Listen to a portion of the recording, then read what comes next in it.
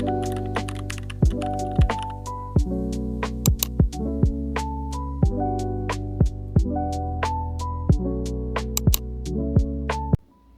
I've been base training for 5 weeks now, and I told no one. Rude, I know. But I'm ready to talk about it now, so let's go. For 5 weeks, I trained quietly behind the scenes on my zone 2.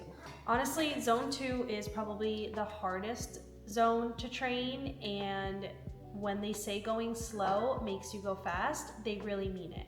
I started training zone 2 a couple of times in the past, and unfortunately, I was never able to follow through. But this time was different. I was determined to follow through.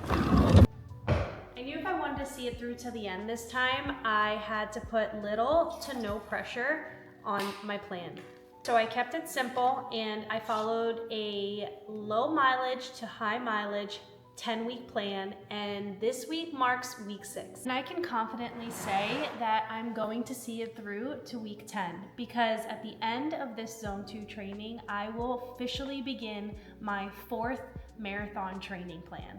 I will be attempting again the PFITS plan, but this time I'm starting off with a much better base. I will be starting with approximately 35 miles per week under my belt, and last season I think I barely hit 25. The PFITS plan I've mentioned in the past starts with about 40 miles per week. For me, that just wasn't doable, so I actually manipulated the plan quite a bit. I followed his structure, but I never hit the prescribed mileage for each week. I never hit the 55 miles per week. And I'm not ashamed to admit that, because to be honest, I avoided all injury last season, and that's my plan for this season.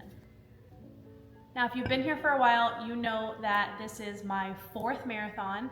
I did vlog my 18-week training plan last season, and I do plan to do it again this season, because this season has a little bit of a twist. I will not only be training for my 4th marathon, but also for my first ever Dopey challenge. Now, if you're not familiar with Dopey, it is a 4 consecutive race day weekend where you complete a 5K, 10K, half, and full marathon, ending at 48.6 miles over the course of 4 days. This again will be my first ever Dopey challenge. I have been wanting to do a Dopey challenge and just never found the right time. I actually had a goal marathon time in mind before I wanted to attempt my first Dopey, but this year actually played out perfectly. This will actually be the year my son does his first 5K. So being that he will be doing the 5K and I will be doing the 5K, I figured why not add a 10K and a half as well. So I'm very excited to be doing that, but back to the base training. I have officially completed 5 weeks of my base training. I can very happily say that it has gotten easier.